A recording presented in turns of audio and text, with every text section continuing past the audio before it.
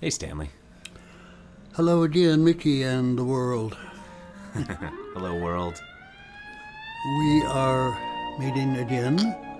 It is Thursday, June 13, and I am wearing my t shirt promoting, not that it really needs it very much, the show called Merrily We Roll Along. It's an old Sondheim show that was not successful way back, but has been revived and is hugely successful now.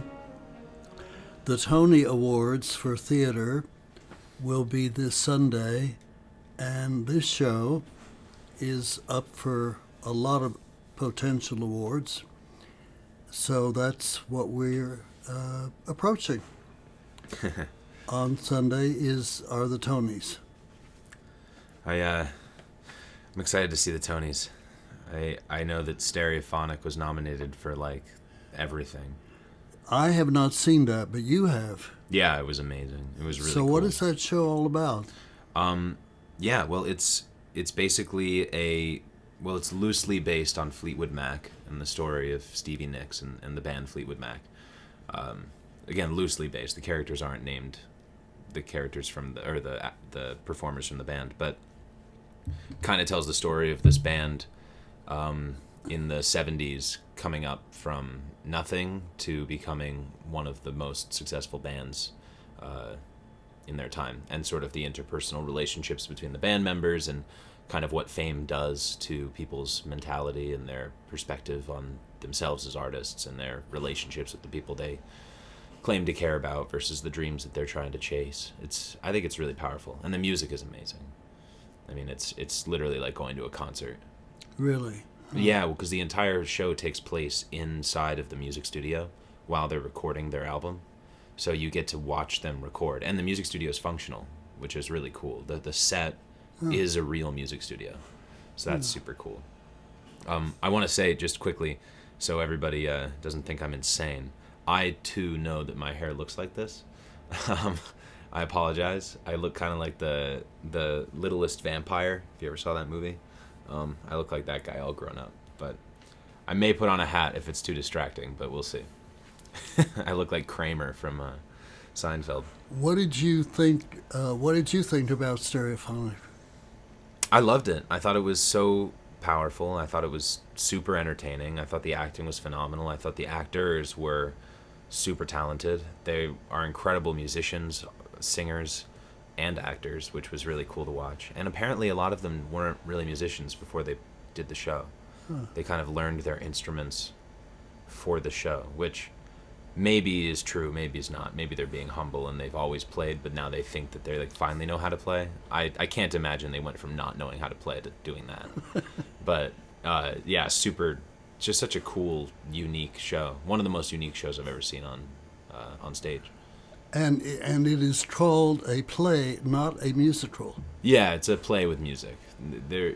I would say that the main difference between a musical and this is coming from someone who's not like Connoisseur. yeah, I'm not a connoisseur of musicals, but I would say that like the main difference is they're not singing their feelings to each other when it could be dialogue. They sing when they're recording their music, and then the rest of it is not singing. So it's really just a play with some That's music really interesting. in between. Yeah. Yeah, Very original. yeah. I mean, it's so cool. I highly recommend anyone who should go see it. Have you seen anything else this year? Yeah, I saw Doubt, which was super phenomenal, and I know that there's a lot of nominations for Doubt. Liev Schreiber and Amy Ryan. Me too. I saw that. I loved it. Yeah, and EJ's friend, forgot her name, Quincy Yes. something, who was also amazing in the show, and Zoe Kazan. So it's such a great show, and it was so powerful to watch. I saw that. I saw Days of Wine and Roses, which was so sad. I saw Shucked. I suppose that might have been last year. I don't remember, but that show's awesome. What else did I see? Saw Harry Potter for the third time, because it's just the best show ever. But Yeah, I don't know. I don't go to a lot of theater unless EJ invites me to go, just because Broadway's expensive and, it's... But you managed to get there, so good for you. Yeah, managed to figure out a way to go see it. Thank you Yeah. to my uncle EJ. But yeah, I don't go much anymore either. I used to go to everything, but that's yeah, a long time ago yeah, when I was younger and the tickets were cheaper. yeah, for sure, They're not now. for sure. So today, I know the subject that you recommended as a theme for our conversation is mistakes. Mistakes. Yeah. What prompted you to come up with that I idea? have no idea. I thought that's a weird subject, but let's do it. It may be fun. Mistakes are errors. I looked it up, of course. That's what I do. They are things that should maybe. Well, you see that on computers now. Yeah, it's an error, Yeah. and that means you can't do it. You got to go do something else. Mistakes are errors. They are something that you got misguided about, I guess. And I think in a lifetime, we make a lot of mistakes. Most of them, I would guess, are not fatal. They're not terribly serious, but they are numerous. Yeah. Can you think of one or two that Mistakes you've I've made? experienced? I'm sure I can. I've certainly made mistakes saying things to friends I shouldn't have said, or committing. I mean, my regular mistake, which I think is probably, I wouldn't say it's a character flaw, because I don't think it's a part of my character, but it definitely is a symptom of a part of my character, which is that I make too many plans, and Too many plans. I oftentimes find myself double booking, and then I have Yes. to bow out of something Yes. that I otherwise would have loved to go to, but I think it sometimes makes people view me as not necessarily unreliable, because I never miss something that I said I would do if it's like important, like I'm helping somebody move, or Yeah. I'm You've, supporting you've someone. never missed a date here.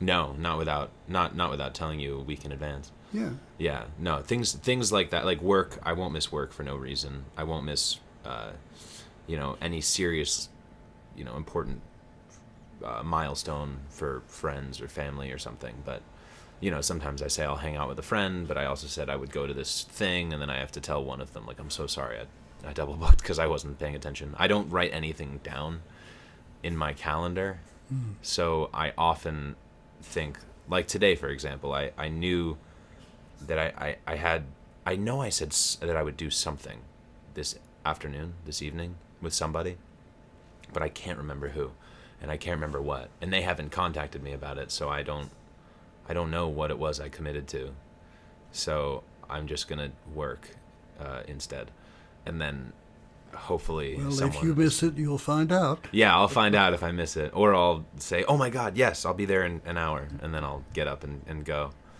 We'll see. Have you ever made a mistake with judging a friend or judging someone? Yeah, for sure. I mean, I have a habit. I don't think it's a bad habit of giving people as much grace and trust as I can from the jump, and then as they start to lose that trust, I'll pull back. But I know a lot of people. Sarah, for example, she's someone who doesn't give trust easily. Really? Yeah, she's more cautious. she's cautious, and she won't let people into her close circle of friends until they prove it. She won't invest a lot of time into people until she believes that there's someone worth investing that time into. Whereas I will invest an exorbitant amount of time into people right from the beginning of our relationship, and then slowly realize that they're not someone I should be investing a lot of time into. And then I have to pull back, which is often difficult, a little hurtful, probably for them, and then feels bad for me. I did exactly. But yeah, it's that habit. I did exactly what you're describing with a guy who I met when I was still quite young, maybe middle 20s. He was very seductive, and literally seductive. And I was sort of taken with him.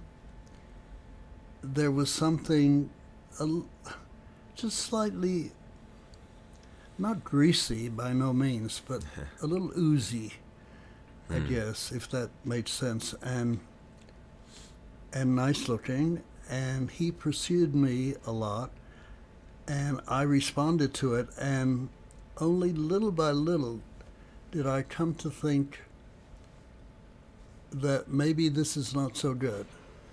And interestingly, my mother knew him. Families were known to one another. She knew this guy, and she did not like him. And she put up a kind of caution sign. And of course, she was right. Later on, I realized she was right. And we carried on this acquaintance, friendship. Ended up, he moved to I moved here to New York. He moved to another town, another city. I'd rather not mention it. And we saw each other a little bit, and then finally, I thought, that's enough.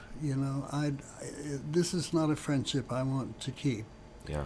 And I remember very well, he wrote to me, or wrote to me, I think, and said, well, if you don't want any more to get together, then don't answer this.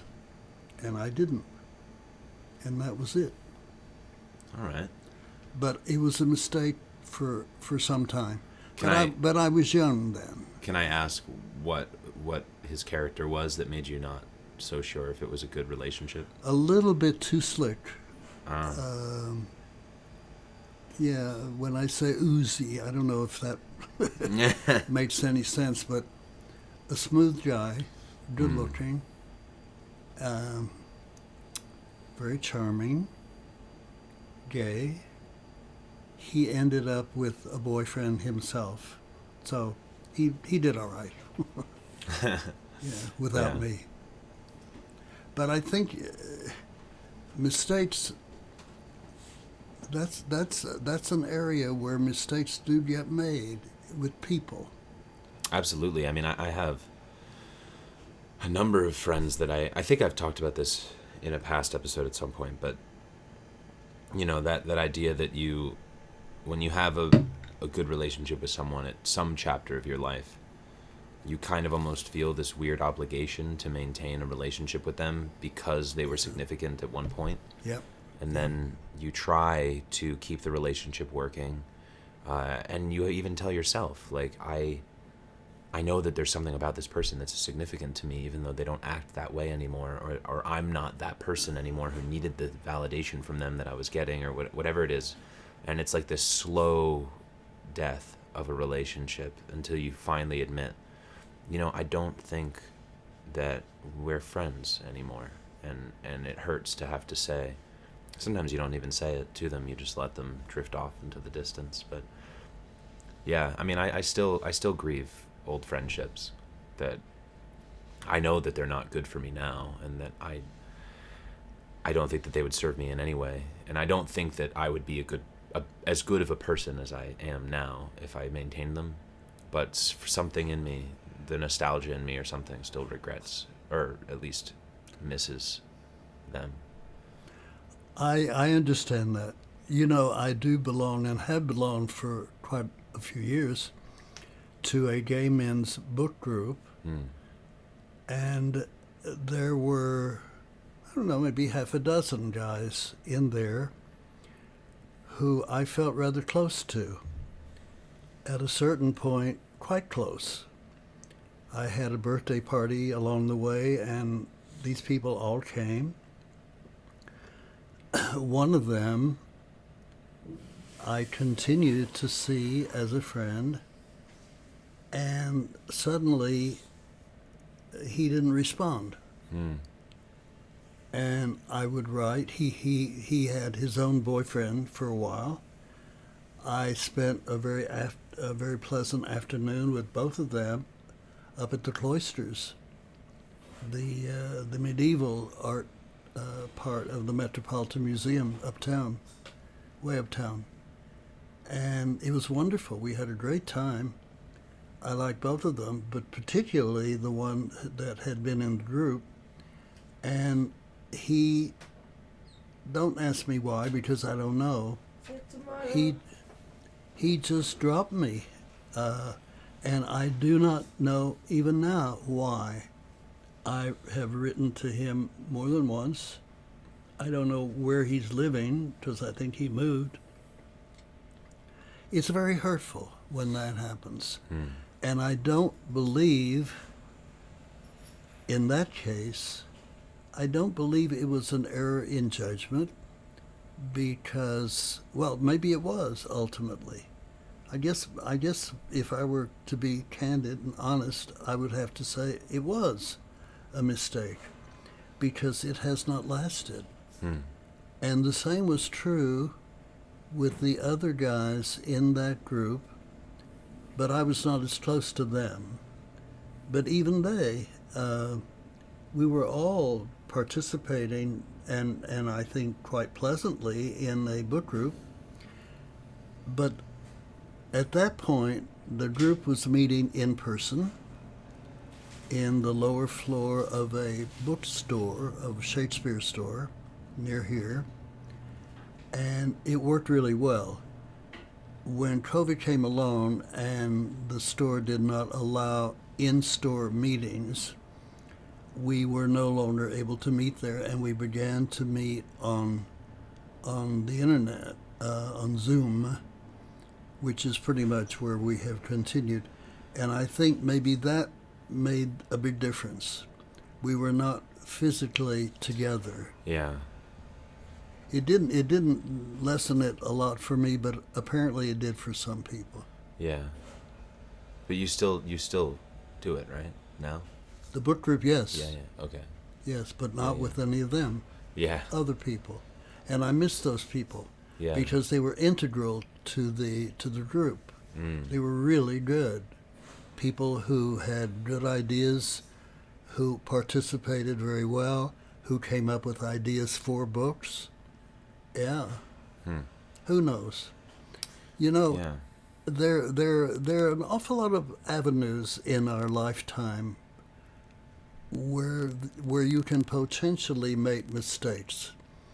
Supposing in an election you vote for somebody and it turns out to be the wrong person.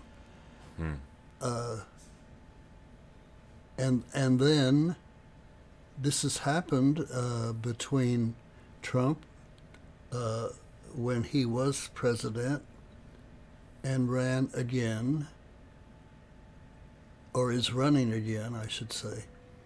And people, you hear it not uncommonly now, people who say, well, I voted for him the last time, but I'm not going to this time. Yeah.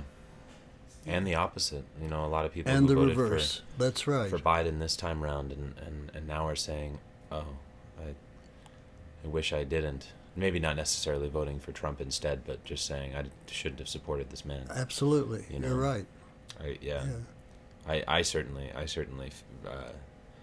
regret being so excited about Biden as a president. But, you know, considering the contrast, it seemed like a better thing. And now we're in 2 new wars and, you know, where the economy is bad, and you're just like, okay. But, you know, that's, you get two choices. And, you know, I come from Texas, and when I was growing up, Texas was very heavily Democratic. Oh, yeah. Oh, yeah. LBJ was a Texan. Yeah. And now look what's happened. It's turned on its head. Oh, yeah. In a way. For sure. And there are some strange people down there running that state.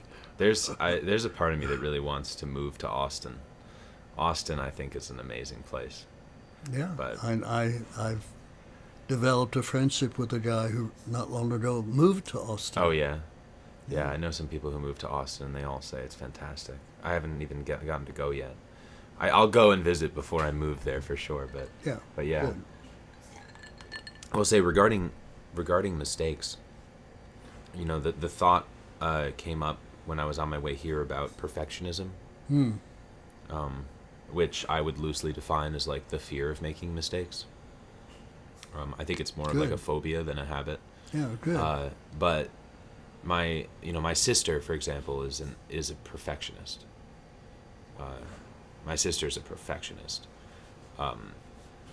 and she's so creative.